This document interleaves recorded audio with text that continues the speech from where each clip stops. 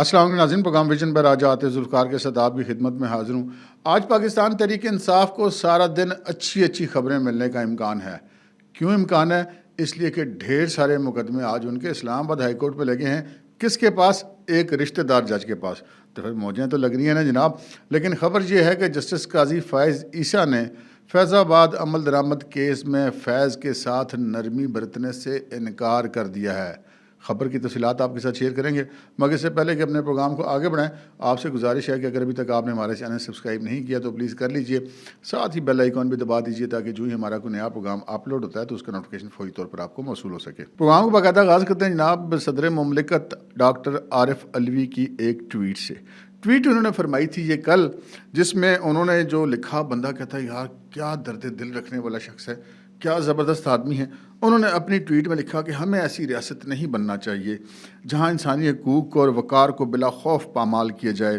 کاغذات چھیننا، مظاہرین کے خلاف بے رحمانہ کارروائی اور اب دو حکومتوں کے سابق وزیر خارجہ کے ساتھ غیر مہذبانہ سلوک، اس قسم کا انہوں نے ایک ٹویٹ کیا ہے۔ تو جب یہ میں نے ٹویٹ پڑھا تو میرے ذہن میں بہت سارے خیالات آئے، ان میں سے کچھ سوالات میرے ذہن میں آ رہے ہیں۔ یہ عارف علوی صاحب وہی نہیں ہیں جو ایک دفعہ کراچی میں پہیہ جام ہڑتال کرا رہے تھے اور کہتے کہ میں کراچی کو نہیں چلنے دوں گا؟ میرا خیال ہے وہی ہیں۔ اچھا، کیا یہ عارف علوی صاحب وہی نہیں ہیں کہ جو ٹیلی فون پر عمران خان کو اطلاع دے رہے تھے کہ جناب پی ٹی آئی کے گنڈوں نے پاکستان ٹیلی ویژن کی عمارت پر قبضہ کر لیا ہے؟ میرا خیال ہے یہ وہی ہیں۔ اور بھی کافی ساری چیزیں، ہاں یہ وہی نہیں ہیں جنہوں نے امریکہ سے ایڈ لے کر اور گورنر ہاؤس میں اپنے پرائیویٹ ہسپتال کا ایک ایگریمنٹ امریکن این جی او کے ساتھ کروایا تھا، اپنی نگرانی میں کھڑے، خود پیچھے کھڑے ہوتے بیٹے سے سائن کروائے تھے۔ یہ وہی ہیں۔ کہ یہ وہ نہیں ہے کہ جب پاکستان تحریک انصاف کی حکومت بھینسیں بیچ رہی تھی کہ حالات بڑے خراب ہیں، چند لاکھ کی بھینسیں انہوں نے بیچ دی تھیں، اور اسی وقت یہ محفل مشاعرہ میں بیٹھے ہوئے تھے ایوان صدر میں، انہوں نے اپنے لیے خاص محفل مشاعرہ منعقد کرائی تھی، اور اس زمانے میں میرے خیال 30-35 لاکھ روپے انہوں نے اس مشاعرے کی پیمنٹ کی تھی۔ Enjoy programme. تو اس کے علاوہ بھی بہت کچھ جو حالیہ ماضی قریب میں جو کچھ انہوں نے کیا اپنی مدت ختم ہونے سے پہلے اور بعد میں، اس کا تو کوئی حساب ہی نہیں ہے۔ تو ڈاکٹر عارف علوی صاحب جو ہیں وہ یہ ٹویٹ کر کے پوری دنیا کے سامنے یہ جو پراپیگنڈا، ایک فیک پراپیگنڈا مہم پاکستان تحریک انصاف نے چلا رکھی ہے، اس کی جو ہے وہ تصدیق کر رہے ہیں کہ جی صدر مملکت اگر یہ کہہ رہا تو ٹھیک ہی کہتا ہوگا۔ تو یہ ایک ہے ان میں یوتھیوں میں بات، جدھر بھی ہوگا بندہ یوتھیا ہوگا۔ عارف علوی صاحب کو آپ نے 5 سال صدر بنا کے دیکھ لیا، وہ مدت ختم ہوگی، اب وہ ڈیلی ویجز پہ صدر ہیں، لیکن وہ ہر گزرنے والے دن یہ ثابت کرتے ہیں کہ بھائی جان میں یوتھیا، میں صدر پاکستان نہیں۔ آگے بڑھتے ہیں جناب۔ بڑا رونا رویا جا رہا ہے کہ جناب بڑا ظلم ہو رہا ہے، اور میڈیا پہ ہم بات کرتے ہیں اور میڈیا ہماری بات نہیں چلاتا ہے۔ میڈیا نے تو جناب آپ کو سر آنکھوں پہ بٹھا رکھا ہے، پاکستان تحریک انصاف والوں کو۔ آپ کو ویسے یہ یاد رکھنا چاہیے، مجھے تو کم از کم بڑی اچھی طرح یاد ہے کہ جب عمران خان صاحب کی حکومت تھی تو اس وقت ایک تجویز بڑی فرونیت کے ساتھ کہی جاتی تھی کہ ہم یہ سوچ رہے ہیں کہ پاکستان میں نیوز چینلز نہیں ہونے چاہیے، صرف انٹرٹینمنٹ چینل ہونے چاہیے۔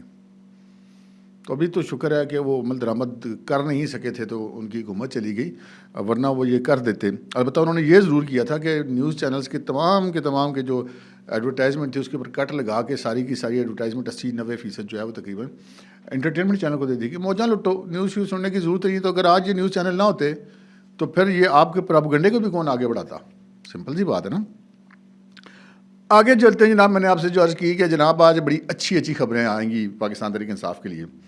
میں ویسے حیران ہوں کہ ایک صاحب جو کہ اسلام آباد ہائی کورٹ کے جج ہیں، اور وہ کوئی خفیہ نہیں، اعلانیہ طور پر پاکستان تحریک انصاف کے موجودہ سیکرٹری جنرل جناب عمر ایوب خان کے فرسٹ کزن ہیں، اور ان کے مختلف فیصلے، ان کے مختلف ریمارکس یہ پکار کر کہتے ہیں کہ جناب میں ایک غیر جانبداری سے یا قانون کے مطابق کام نہیں کر رہا۔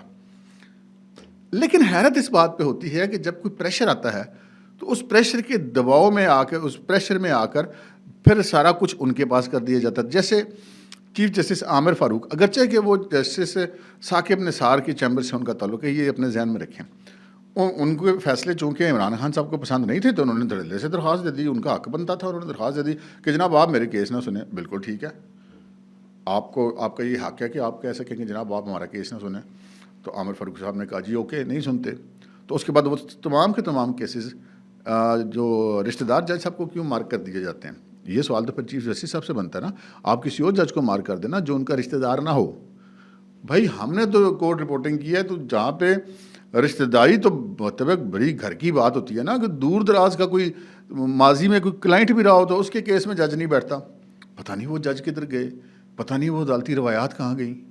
یہاں پر تو مطلب یہ اہل یوتھ پاکستان کے اندر ایسی ہوئی ہے کہ چاہے یہ ایوان صدر میں ہو یا ایوان عدل میں ہو, ڈٹائی کی حد کر دیتی ہے. بندیال کے دور کے جو کچھ آپ نے دیکھا ہے ثاقب نثار سے لے کے بندیال تک, یہ سارا کچھ ہم نے دیکھا ہوا ہے. خیر آتے ہیں ہم آج جناب اسلام آباد ہائی کورٹ میں 8 کیس لگے ہوئے ہیں پاکستان تحریک انصاف کے جو ہیں وہ ہائی کورٹ میں. ان میں سے 7 مقدمات جو ہیں ان کی سماعت جناب جسٹس میاں گل حسن اورنگزیب کریں گے, جو کہ secretary general P T I Umar Ayub Sahab کے فرسٹ کزن ہیں. اب ایک تو ان کا جو کیس سنیں گے وہ ہے سائفر کیس کا جو ان کیمرہ ٹرائل ہے, اس کے حوالے سے آج فیصلے کا امکان ہے. وہ بھی جسٹس میاں گل حسن اورنگزیب ہی سنیں گے. اب یہ میں 8 مقدمے جو نہیں ہیں ان میں سے 7 مقدمے ان کے پاس ہیں.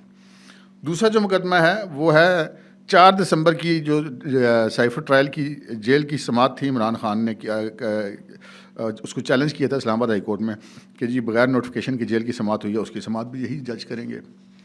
اس کے بعد جو تیسرا مقدمہ ہے وہ 12 دسمبر کو کی سماعت میں جیل ٹرائل کے اندر جو سائفر کیس کی مقدمے کی نقول کی تقسیم کا معاملہ ہے, اس کو بھی عمران خان نے چیلنج کر رکھا ہے. وہ بھی جناب جسٹس میاں گل حسن اورنگزیب بھی سماعت کریں گے.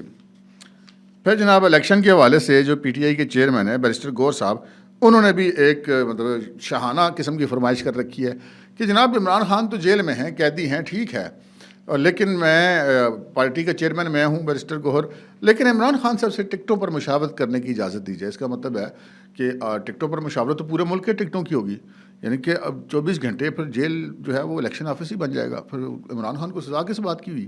لیکن یہ بھی کیس چونکہ میاں گل حسن اورنگزیب صاحب کے پاس لگا ہے تو پھر موجہ ہی موجہ, ٹینشن کس بات کی. آگے آ جائیں جناب. پھر شیر افضل مروت صاحب کے خفیہ مقدمات میں گرفتاری روکنے کی سماعت ہے, وہ بھی جسٹس میاں گل حسن اورنگزیب کریں گے آج. پھر ایک اور فرمائشی پٹیشن ہے, وہ ہے کہ جیل میں 14 پی ٹی آئی رہنماؤں کو عمران خان صاحب سے مسلسل ملاقات کی سہولت فراہم کرنے کے حوالے سے پٹیشن دائر کی گئی ہے, وہ بھی یہی سماعت کریں گے جسٹس میاں گل حسن اورنگزیب. اچھا جی, پھر جو الیکشن کے حوالے سے مہم کے دوران اسلام آباد میں جلسہ اور ریلیز کی اجازت دینے کی سماعت ہے, وہ بھی جسٹس میاں گل حسن اورنگزیب کریں گے, کیونکہ باقی تو جج ہی کوئی نہیں بیچارے اسلام آباد ہائی کورٹ میں, وہ تو جج ہیں ہی نہیں.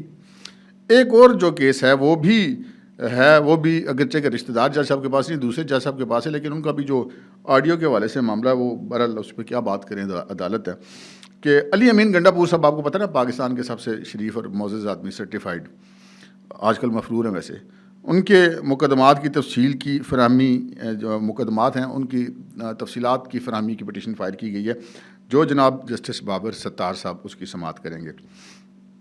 تو یہ جتنے مقدمے بھی ہیں جی, یہ آپ پیشن گوئی کر لیں, آپ اس کو تجزیہ کہہ لیں, یہ ساروں کے سارے فیصلے ادھر ہی جانے کہ بھائی اگر عمران خان نے کیا ہی دیا ہے کہ جناب چیف جسٹس وہ آپ میرے مقدموں کی سماعت نہ سنیں, تو اور بھی تو جج ہیں نا اسلام آباد ہائی کورٹ میں, میاں گل حسن اورنگزیب کے علاوہ بھی اور بھی جج ہیں. اور جسٹس بابر ستار صاحب ویسے وہ سن رہے ہیں آڈیو والا کیس, لیکن جس طرح وہ جا رہے ہیں اس میں ایک چیز ضرور ان کو اپنے ذہن میں رکھنی چاہیے. وہ آج جانا سی استدعا یہ ہے کہ اگر انہوں نے ایک مطلب آرڈر کر دیا جنرل کہ جناب یہ جو ہے وہ جتنی آڈیوز ریکارڈ ہو رہی ہیں یہ کوئی آئندہ سے نہیں ہوگا اور کوئی اس پہ اوپر کارروائی نہیں ہوگی, تو پتہ کیا ہوگا, آپ کے ملک میں چوری, ڈکیتی, دہشت گردی سے لے کر بہت مہلک مقدمات کے 90% فیصلے جو ہے وہ کیا اسے کہتے ہیں فرانزک کی مدد سے کیے جاتے ہیں, جیو فینسنگ کی مدد سے کیے جاتے ہیں. جیو فینسنگ کیا ہوتی ہے؟ جیو فینسنگ یہ ہوتی ہے کہ وقوع ہو گیا, اس وقوع پر کون کون سے موبائل فون موجود تھے, ان کی کہاں کہاں کالیں ہوئی, ان ریکارڈنگ کیا ہوئی, ان کی بنیاد کے اوپر لوگوں کو سزائیں ہوئی ہیں جناب. تو جسٹس بابر ستار صاحب اگر یہ سارا کچھ ہی کالعدم کرا دے دیں گے تو میرا خیال ہے پاکستان کی جیلوں میں سے 90% تو ایسے خالی ہو جائیں گی اس ایک فیصلے کی بنیاد پہ. یہ ایک پہلو ہے, ہم نے کہا کہ جج صاحب کی روبرو یہ بھی پیش کر دیں کہ اس کو بھی مد نظر ضرور رکھیں کوئی بھی فیصلہ دیتے ہوئے. پھر سائفر والا ٹرائل تھا جی, گزشتہ روز کی سماعت ہوئی تھی اور پھر جج صاحب کی طبیعت خراب ہوگی, تو آج جو جمعرات کے روز جو سماعت تھی وہ انہوں نے اس کو ملتوی کر دیا تھا کہ ان کی طبیعت ٹھیک نہیں ہے. تو آج سائفر ٹرائل کی جیل میں ٹرائل نہیں ہوگا. اور ویسے بھی اب آج چونکہ جیل ٹرائل کے حوالے سے کیس بھی پڑھنے کے ہائی کورٹ میں, تو جج صاحب نے بھی یہ کیا کہ احتیاطاً سماعت جمعہ تک ملتوی کر دی کہ بجائے اس کے کہ آج کرتے کہ بھائی چلیں ٹھیک ہے اتنی دیر میں ہائی کورٹ کی ڈائریکشن بھی آ جائے گی. تو یہ مطلب یہ معاملہ تھا. اب آتے ہیں ہم دوسری خبر کی طرف. ہمارے ذرائع نے بتایا ہے کہ جناب جسٹس قاضی فائز عیسیٰ صاحب جو بیرون ملک گئے ہیں, اس کے جانے کی بہت ساری وجوہات ان کی ہوں گی. ان کو پتہ ہوگی چھٹیاں منانے جانا ان کا حق ہے. قاضی صاحب جو ہے نا جی وہ بالکل بھی کہتے ہیں کہ جی وہ کسی کو آئین اور قانون سے بالا تر سمجھنے کے لیے تیار نہیں ہے. ذرائع کا یہ کہنا ہے کہ جی آپ جو فیض آباد دھرنا عمل درآمد کیس ہے جس میں جنرل فیض صاحب ہیں, تو جنرل فیض صاحب کے حوالے سے مطلب کوئی نرم رویہ یا اس قسم کی کچھ وائبز آ رہی تھی کہ جو کوئی مہربانی کریں, کوئی شفقت کریں, کوئی یہ کریں یا وہ کریں. تو انہوں نے کہا کہ بھائی صاحب میں اتنے رہندے ہی نہیں, وہ چلے گئے چھٹیوں پہ. چھٹیوں سے وہ آئیں گے واپس تو کیس کی سماعت کریں گے. تو قصہ مختصر یہ کہ قاضی نے جو فیض آباد عمل درآمد کیس کے حوالے سے اس کی انکوائری کمیشن کی رپورٹ جب آئے گی تو اس پر حکم جاری کرنے کے حوالے سے, اور کسی بھی طرح سے جنرل فیض کو کوئی غلط یا جسے کہتے ہیں ناجائز ریلیف دینے سے کر دیا ہے انکار. تو اب قاضی صاحب واپس آئیں گے تو یہ معاملہ پھر اٹھے گا. اس دوران گرد ساری بیٹھ چکی ہوگی, سفارشی سارے ٹھنڈے ہو چکے ہوں گے, تو قاضی صاحب پھر آ کے اس سارے معاملے کو نمٹائیں گے. اب تک کے لیے اتنا ہی, اجازت دیجیے. اللہ حافظ.